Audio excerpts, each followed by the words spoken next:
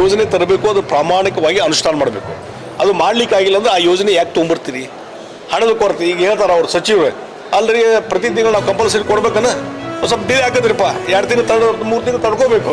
ಮತ್ತು ಅದಕ್ಕೆ ಇದನ್ನು ಯಾಕೆ ತರಬೇಕು ನೀವು? ಇಷ್ಟು ನಿಮ್ಗೆ ಹಣ ಕೊಡೋಕೆ ಆಗೋದಿಲ್ಲ ಅಂದರೆ, ಪ್ರಾಮಿಸ್ ಫುಲ್ಫಿಲ್ ಮಾಡೋಕ್ಕಾಗೋದಿಲ್ಲ ಅಂದರೆ ಯಾಕೆ ತರ್ತೀರಿ ಅಂತ ನಾನು ಕೇಳ್ತೀನಿ. ಇವತ್ತು ತುಂಬ ಪೂರ್ತಿ ಭ್ರಷ್ಟಾಚಾರ ತುಂಬಿ ತುಳುಕ್ತಾ ಇದೆ. ಇವತ್ತು ಬಹುಶಃ ಅವ್ರು ಶಾಸಕ ಸಭೆಯಲ್ಲಿದ್ದು ಏನಾದರೂ ರೆಕಾರ್ಡ್ಸ್ ಹೊರಗೆ ಬಂದರೆ, ಅವರು ಅಲ್ಲಿ ಶಾಸಕರು ಮಾತಾಡಿದ್ದು ಏನಾದರೂ ಹೊರಗೆ ಬಂದರೆ, ಇವತ್ತು ಸಿದ್ದರಾಮಯ್ಯ ಸರ್ಕಾರ ಎಷ್ಟು ಅನ್ಪಾಪ್ಯುಲರ್ ಇದೆ ಅಂತ ಗೊತ್ತಾಗ್ತದೆ. ಈಗ ನಿಮಗೆ 40% ಸರ್ಕಾರ ಅಂತೇಳಿ ಈ ಹಿಂದೆ ಸಾಕಷ್ಟು ಮಾತಾಡ್ತಾ ಇದ್ರು, ಇವತ್ತೇನು ನಡೀತಾ ಇದೆ? ಈಗ 60% ಸರ್ಕಾರ ಆಗಿದೆ ಈಗ. ಯಾಕಂದರೆ ಈಗ ಅವ್ರದೇ ನೇಮಕ ಮಾಡೋದಂತ ಎನ್ಕ್ವೈರಿ ಕಮಿಷನ್, ಅದು ಏನಾಗಿದೆ ಅಂತನ ಅದನ್ನು ಎಂದೂ ಹೊರಗೆ ಹಾಕೋದಿಲ್ಲ.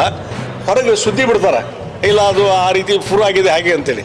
ಇವತ್ತು ಇವ್ರದಾಗ ಎನ್ಕ್ವೈರಿ ಮಾಡಿದರೆ 60% ಮೇಲೆ ಭ್ರಷ್ಟಾಚಾರ ನಡೀತದೆ. ಬೆಂಗಳೂರದಾಗ ಒಂದು ಉದಾಹರಣೆ ತೊಗೊಳ್ಳಿ, ಇಡೀ ರಾಜ್ಯದಲ್ಲಿ ಕಾಂಟ್ರಾಕ್ಟರ್ಸು ಆತ್ಮಹತ್ಯೆ ಮಾಡ್ಕೊಳ್ಳುವಂಥ ಪರಿಸ್ಥಿತಿ ಬಂದಿದೆ.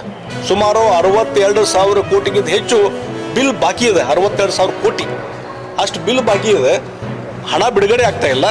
ಇವತ್ತು ಇಡೀ ಕಾಂಟ್ರಾಕ್ಟರ್ಸು ಇವತ್ತು ಸುಸೈಡ್ ಮಾಡುವಂಥ ಪರಿಸ್ಥಿತಿ ಬಂದಿದೆ. ಅಲ್ಲಿ ಯಾವುದೇ ಕಾಮಗಾರಿ ನಡೀತಾ ಇಲ್ಲ, ಯಾವುದೇ ಹೊಸದಾಗಿ ಟೆಂಡರ್ ಹಾಕಲಿಕ್ಕೂ ಜನ ಆಸಕ್ತಿ ಇಲ್ಲ, ಆ ರೀತಿ ಪರಿಸ್ಥಿತಿ ಇದೆ.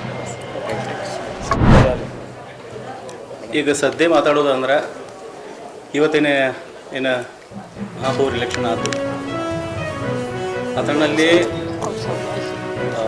ನಮ್ಮವರು ಇರಲಿ ವಿರೋಧವಾಗಿರಲಿ ಎಲ್ಲರೂ ನನಗೆ ಸಪೋರ್ಟ್ ಮಾಡಿದ್ದಾರೆ. ಅದಕ್ಕೆ ಎಲ್ಲ ಸದಸ್ಯರದನ್ನು ಮೊದಲನೇ ಎಲ್ಲರಿಗೆ ಅಭಿನಂದನೆ ಸಲ್ಲಿಸ್ತೀನಿ.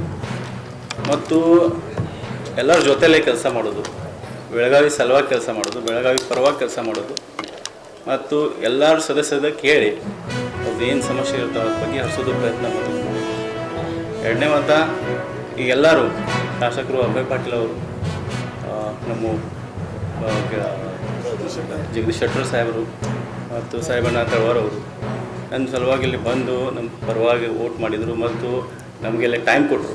ಅದಕ್ಕಾಗಿ ಅವ್ರದ್ದು ಮೊದಲನ ಆಭಾರ ಸಲ್ಲಿಸ್ತೇನೆ. ಮತ್ತೊಂದು ಗೋಷ್ಠಿ ಮಾಡೋಣ ಇವತ್ತು ಸದ್ಯ. ಆಯ್ತು, ಸ್ವಲ್ಪ ನಾ ಕಟ್ ಮಾಡ್ತೀನಿ. ಮೇಡಮ್ ಅವರು ಕೂಡ ಸ್ವಲ್ಪ ಮಾತಾಡಲಿ. ಅವ್ರ ಜೊತೆ ಪ್ರೆಸ್ ಮೀಟ್ ಮುಂದೆ ಮಾಡೋಣ.